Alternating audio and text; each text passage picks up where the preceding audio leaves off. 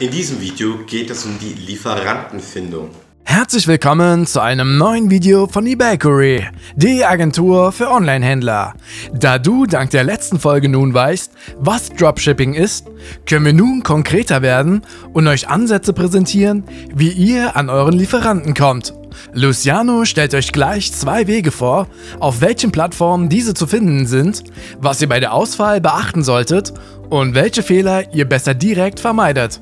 Schaut also bis zum Schluss, um keinen Ratschlag zu verpassen. Sollten euch jedoch noch andere E-Commerce und Online-Marketing-Themen interessieren, dann gibt es eine kleine Neuerung auf unserem Kanal. Wir haben für euch eine Kanalmitgliedschaft für den eBakery YouTube-Kanal eingerichtet, mit der ihr für 99 Cent Mitglied werden könnt und somit Zugang erhaltet. Dazu einfach unter dem Video auf Mitglied werden klicken, dieses noch einmal bestätigen und eure gewünschte Zahlungsmethode auswählen. Damit unterstützt ihr die Produktion unserer Videos und erhaltet zeitgleich weiteren Mehrwert in Form von Videos und wöchentlichen Livestreams.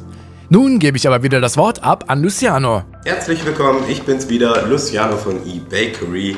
In diesem Dropshipping-Special geht es um die Lieferantenfindung.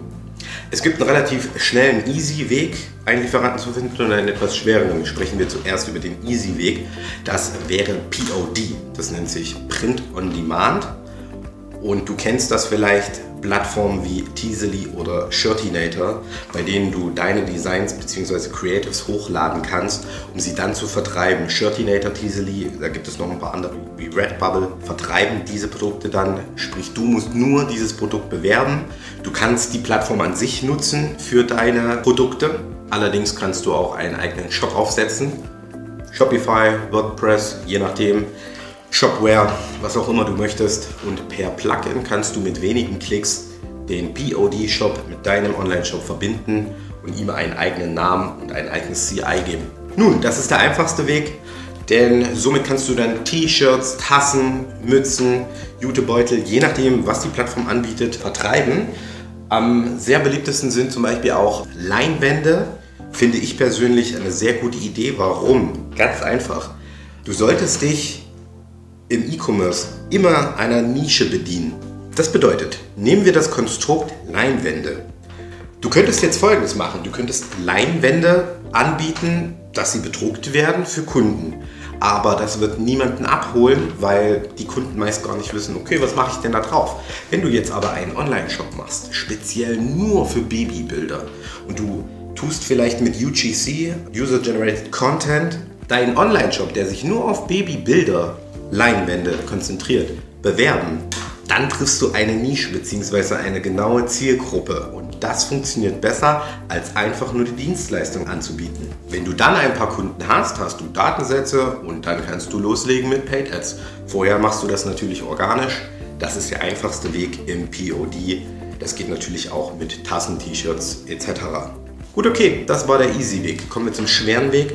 Der schwere Weg ist meistens allerdings der etwas bessere. Warum? Er ist nicht so leicht zu kopieren. Hierbei möchte ich nicht unerwähnt lassen, dass das verbreitetste Prinzip ist, per AliExpress zu dropshippen.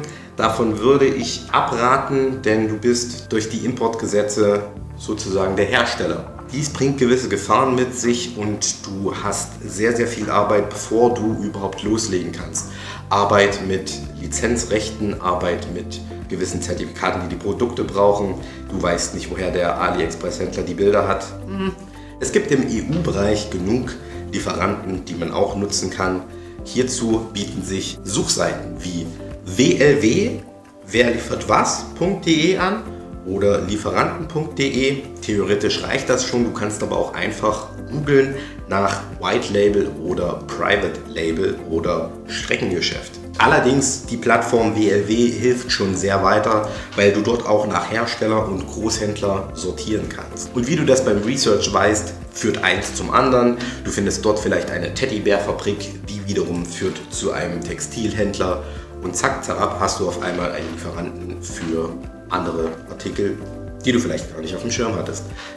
Ich empfehle, wer liefert was? Ich empfehle EU-Raum oder wenigstens Länder, die irgendwie sehr nah angrenzen, was natürlich auch EU-Raum ist. Bedenke hierbei, die ersten Suchergebnisse sind natürlich auch die, die alle anderen Dropshipper finden.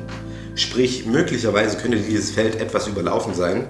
Bekannt ist zum Beispiel BigBuy Big Buy ist sehr groß. Big Buy ist mittlerweile nicht mehr so rentabel, weil die Preise nicht ganz so toll sind, beziehungsweise bleibt keine Marge übrig.